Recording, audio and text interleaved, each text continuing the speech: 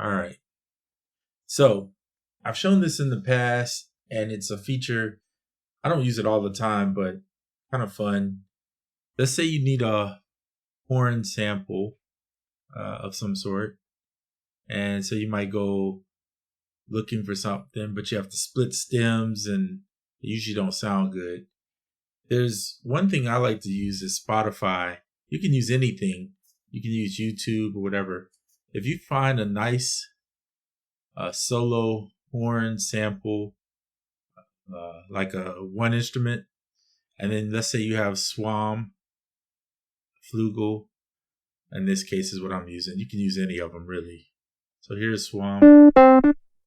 Oh, let me second.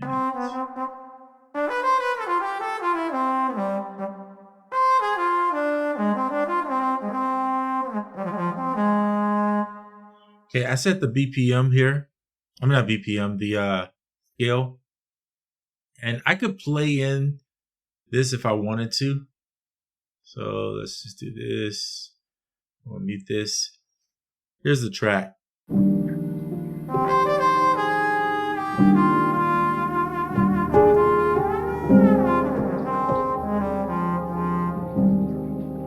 It's okay, but let's say I'm not inspired. So I go to the internet, and if you have loopback, you can run Spotify even through loopback and sample directly off the Spotify, or you can sample from the internet. So then I found this little sample that I actually kind of like. I'm not going to play the whole thing for copyright purposes, but I'm going to show you what I'm going to do with it. So here's what it sounds like.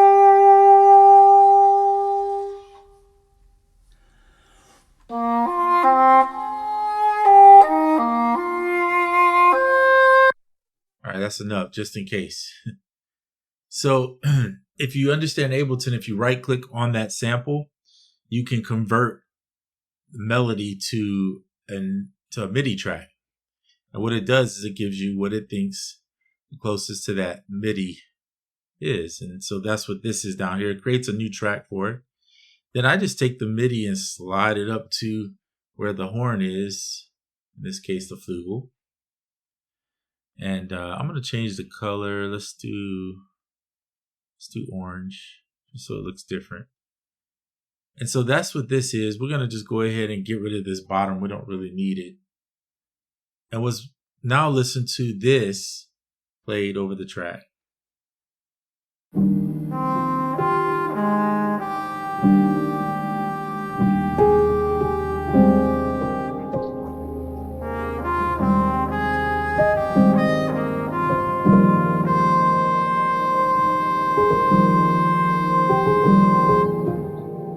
Isn't that dope? So if you don't know how, this is a different way of sampling, right? Using the MIDI, utilizing an instrument like a Swam instrument to get your horns. And then what you can do is, if you want, you can select all the notes in there and then fit to scale, and it will move the notes into the scale that you're in. So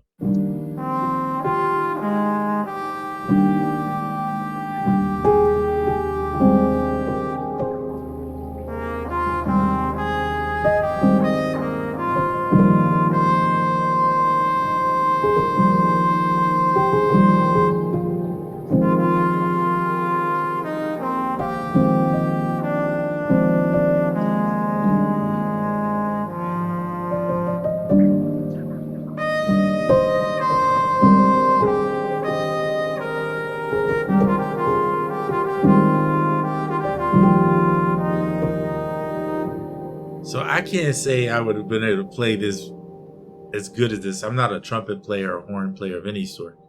I just play off the keys and play what sounds good to my ear. But the fact that you can take this, and this is a different way of sampling, gives you a little more authenticity, maybe you would say, to the way the the way the sample sounds. So you could keep this sample down here. I'll just put it over here. We don't need it on or anything like that because we're just using the track here to do it.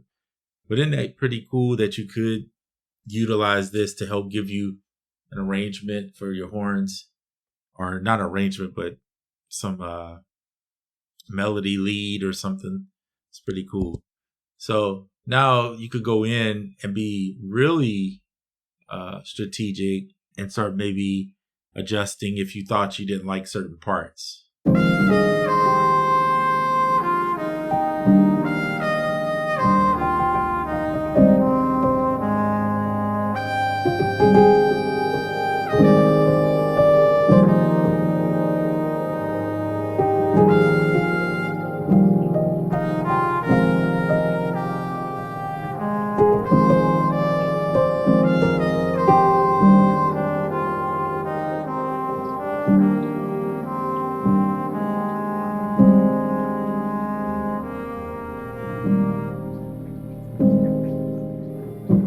So like at the end, I might want this to go a little bit longer.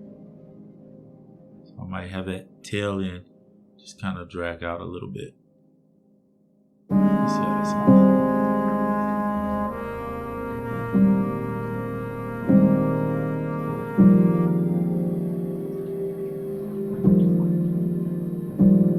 Nice. Okay. So now I didn't put a bass in here or any drums. This song was not meant to have any drums. I'm gonna go ahead and save. I highly suggest doing that. Okay. So just a little technique that you can use to give yourself some, and it doesn't matter what key the horns are in, because in the reality of it is you're going to use it on your own track. But you do want to locate someone playing a solo horn, something without any extra additives, so that you don't have to do all that stemming. The problem with the stemming is sometimes it's less than likely it's going to be as close to the notes, because it has a lot more to decipher between, and you might get some weird notes that you have to go in and pick out to do. It seems like more work to me. At that point, I'd rather just play it.